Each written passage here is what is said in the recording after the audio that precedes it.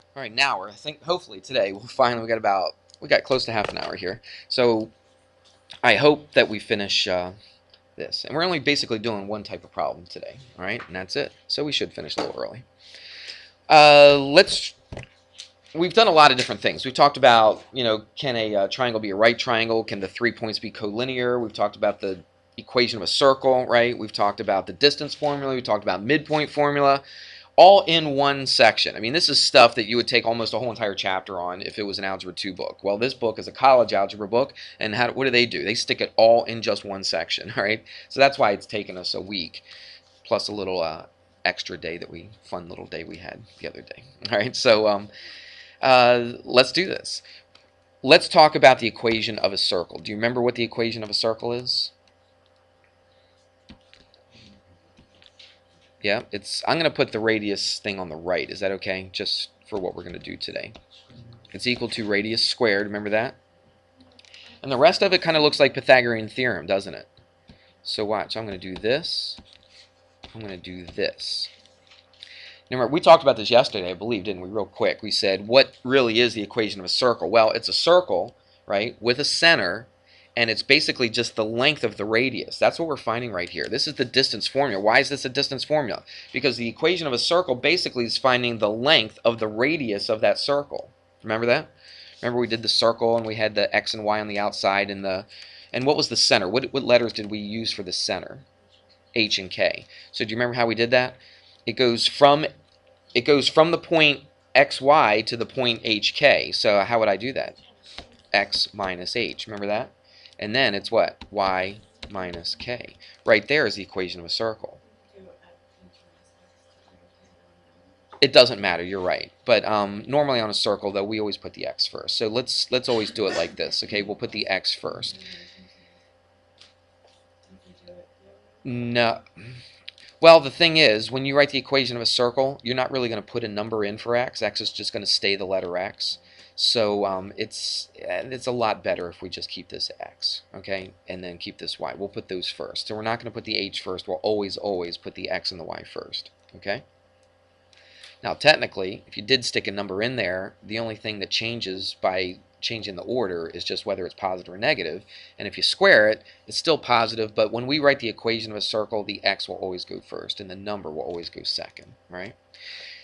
Now, we did some easy equation of the circle stuff. So let's just review real quick. So what if I told you the center, I'm just making this up, what if I said the center of the circle was negative 3, 5, and the radius of the circle was, I don't know, 4. Okay? And then I asked you, write the equation of a circle with this information. Write the equation of a circle. Remember, this is the equation of a circle right here. Write the equation of a circle when the center is negative 3, 5, and the radius is 4. So basically, just plug this stuff in. Where do I put the negative 3 and the 5? I put the negative 3 in for h, and I put the 5 in for k. And of course, obviously, the 4 goes in for what? The radius, the r. Okay? So let's just do that real quick here. So I put a parentheses and I square it. I kind of like to write it like this. Okay? And then I can plug the stuff in. Remember, the x just stays x. So it's going to be x minus. Is it x minus 3? It's x minus negative 3, isn't it? Okay, and that's a common mistake people make, and I like to point that out to you. Not so you make the same mistake, but so you avoid it. All right? So x minus negative 3. Well, what's minus a negative? Plus. Plus, okay? So don't leave it minus a negative. I mean, I probably won't mark it wrong if you did, but it just doesn't look good if you do that. In fact, I don't even like both of those positives together. I think that looks a lot cleaner, don't you? So just put x plus 3. What about this one? This is going to be y, and it's y minus whatever the k is. So this time we do put a minus, right? Because it's y minus what? 5. And then that equals r squared. Well, the radius is 4. We don't just write 4 here. What do we write? 4 squared, which is 16. Good. So that is the equation of a circle whose center is negative 3, 5, and whose radius is 4. Everybody got that? Okay. But what they're going to do now is they're going to give you something a little different looking, but we're going to try to make it look like this right here. Okay? And let me yeah. Just looking for the right example to do here, and I think I got a good one. Okay, so what we want to do is we want to find basically the center and the radius of the circle. For instance, I'll give you this. What if I said this? What if I said x minus 2 squared plus y plus 1 squared equals, I don't know, we'll make it easy, 25. What if I gave this to you right here, and I asked you to find the center of the circle and the radius of the circle? What would the center be? 2, negative 1, right? Because it's x minus whatever the first, I guess the x part of the center is, okay? And then it's y minus, what is this? You don't even see a minus there, but technically it is, isn't it? It's y minus what? Negative 1, isn't it? So that's why that's negative 1. You see that? Because of our formula. So that's the center of the circle. What's the radius of the circle? It's just 5. What if I said the radius was like 23, or r squared was 23? What would the radius be? Very good. That's good. The square root of 23, right? Everybody see that? Okay. That's pretty simple. And you've already had those problems on this worksheet, haven't you? But they're going to make things a little bit tougher for you. But let's see. Let's go to a different color. Let's go blue. So let me write this thing down. Now here's a different form of the equation of a circle. Now you really want to take notes on this. If you plan on falling asleep, you might as well just figure, oh, I'm not going to get this right on a test. Because if you're going to sleep during this, there's no way you're going to catch up. Alright? So you might want to help out your fellow students and help them out there. Alright, so look, what we're going to do is this. Look at this. Can you just look at this and tell me what the center is and tell me what the radius is? It's not written in that form, is it? If I were to guess, I'd say negative 3, positive 5. Oh. You're just guessing that? Okay, I'm taking half of the A value. I mean, not half of the value before the X. No, she's very, very close. I mean, don't laugh because she just said something crazy. I mean, she's really, really close. Okay, I just wanted to make sure what you were laughing about because, yeah, she was really, really close on this. Yeah, she's actually thinking along the right. I think you're thinking along the right lines here. So what we're going to do is this. This doesn't look like this, does it? Equals, okay, that does not look like that. But what we're going to do is we're going to make it look like this. What do we call this? We had a phrase where we called this, where you had a parentheses and a squared right here. Well, we called it a perfect square. Do you remember that? And we learned, now we've learned this before, really what we're doing today isn't really brand new. It's just kind of taking stuff that we've learned before and applying it to this particular problem. Okay, so we are going to do some stuff that we've learned before. Well, at least I've taught it before. Some of you guys learned it, some of you didn't. So hopefully we'll learn it again now. So this is a perfect square. Do you remember how we found a perfect square? For instance, let's kind of break this up. I've got the x's together here, don't I? So watch what I'm going to do. I'm going to go x squared minus 6x. Do you remember when we had something like this and we could find the perfect square? Remember we had to figure out, we put a plus here and then a blank? Do you remember that? Okay, we called that completing the square, right? I think I mentioned that yesterday. That's what we were going to cover today. So we completed the square. Tiffany, I think this is what you were getting at, wasn't it? Yeah. Okay. How did we find what goes here in order to make this into a perfect square? Take half of this and then square it. That's right. We take half of the middle one and then we square it, and that's what this number right here is going to be. Is that ringing a bell? Yeah. Okay. It wasn't that long ago. It's been a little while since we've done that, but it hasn't been that long ago. So let's do that.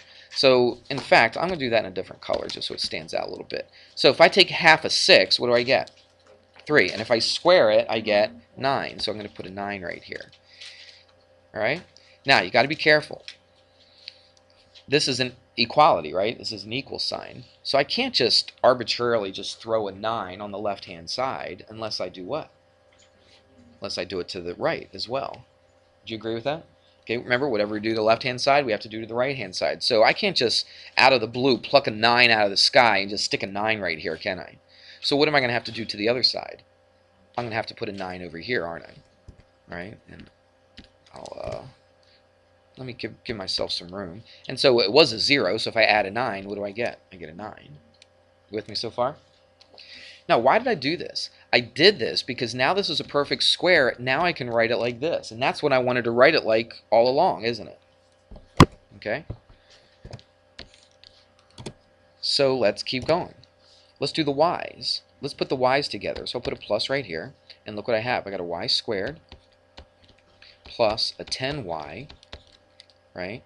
Plus, again, I want to take these y's and make it so it's a perfect square.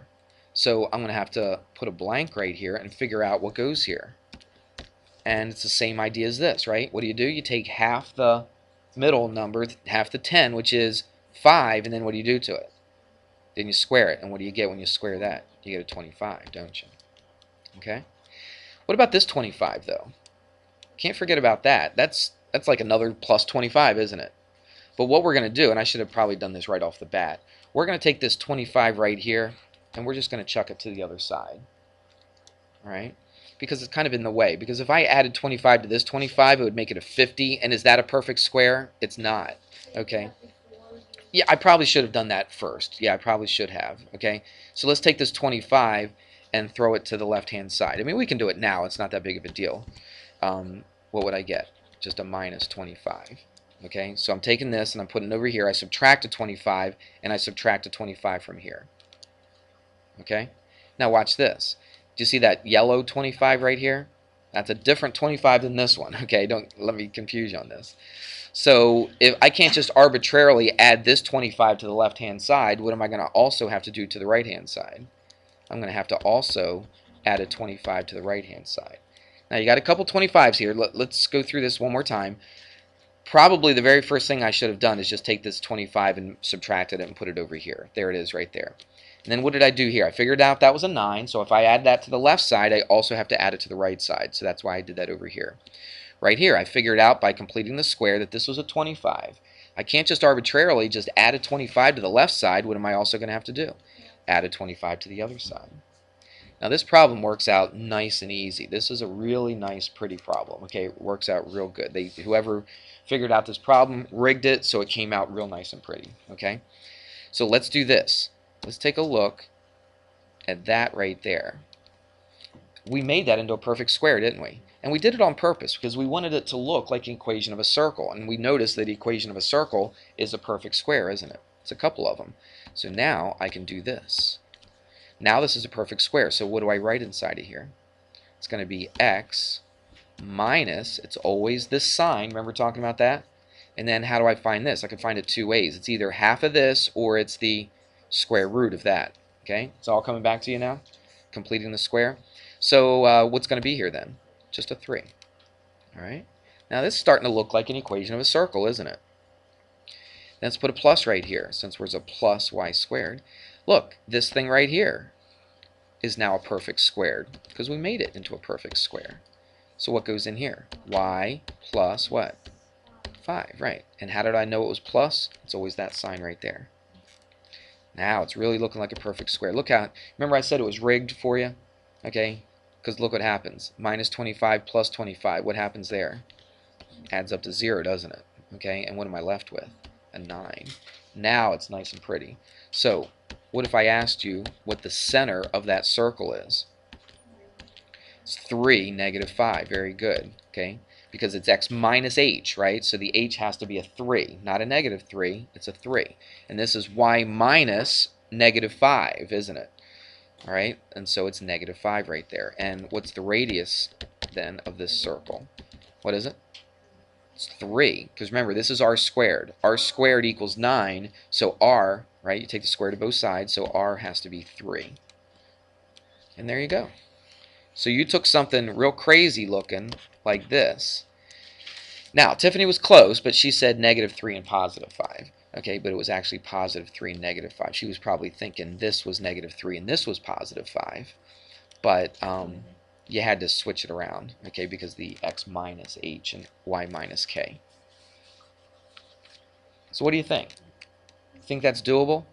It's definitely a little harder than some of the other problems that we've done, but but again, they rigged this real nice for us. Okay, they made things come out nice and pretty and perfect. Let's see if the next one comes out as pretty and perfect.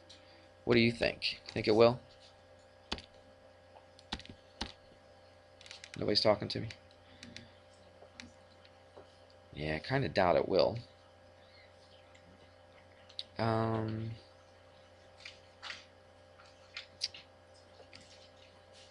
Alright, let's do this one. Ready? 2x squared. I'm going to do this a little faster because we're running out of time. Plus, I gave a lot of explanation to the other one. So write this one down.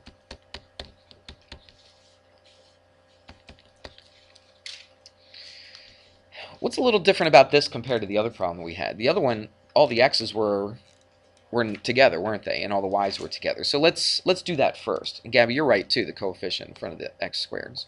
Okay, so I'm thinking of something to do here, but let's just do it like this.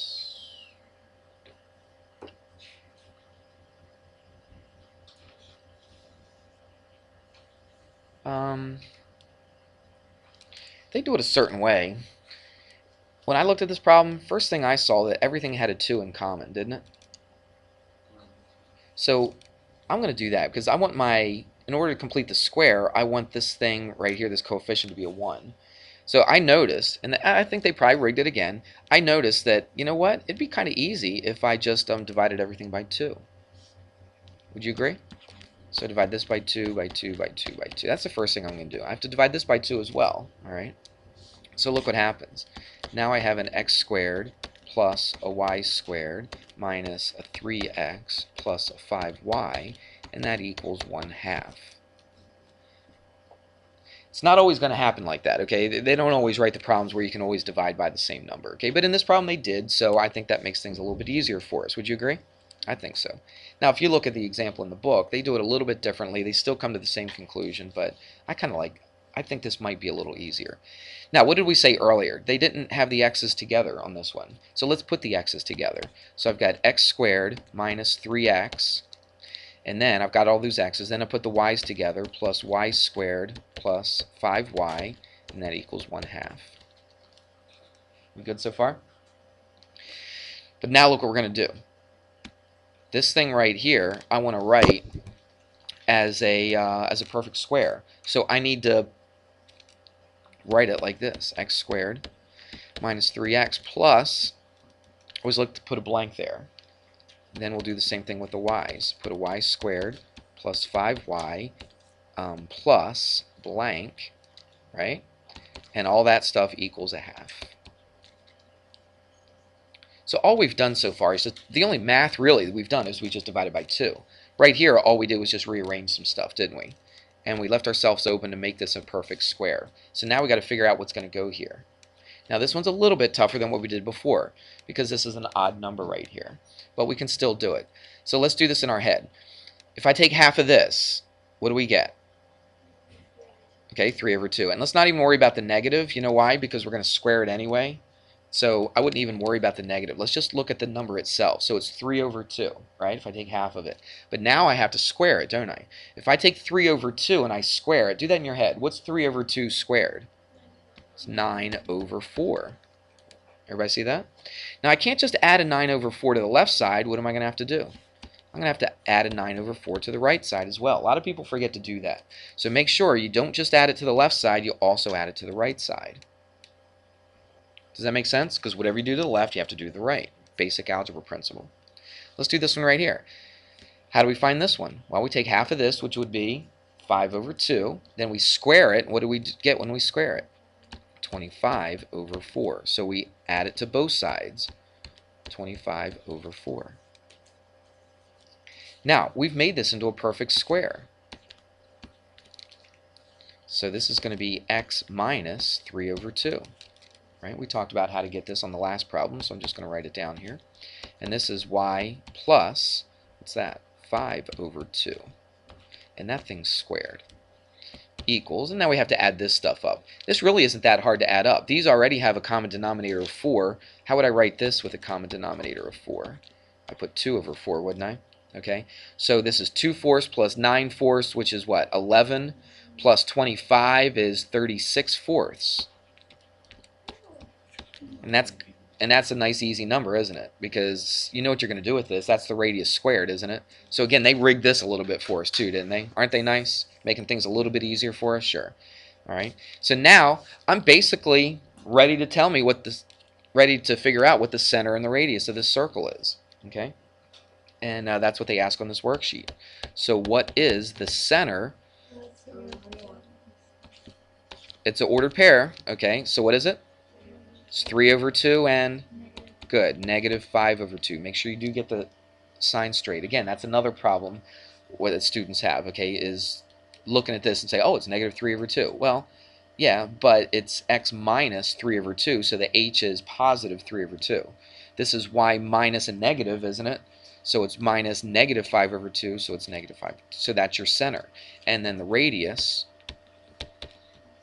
is pretty easy. Right, remember, this is r squared, right? So I've got to take the square root of it to get r, and that's just 6 over 2, which is what?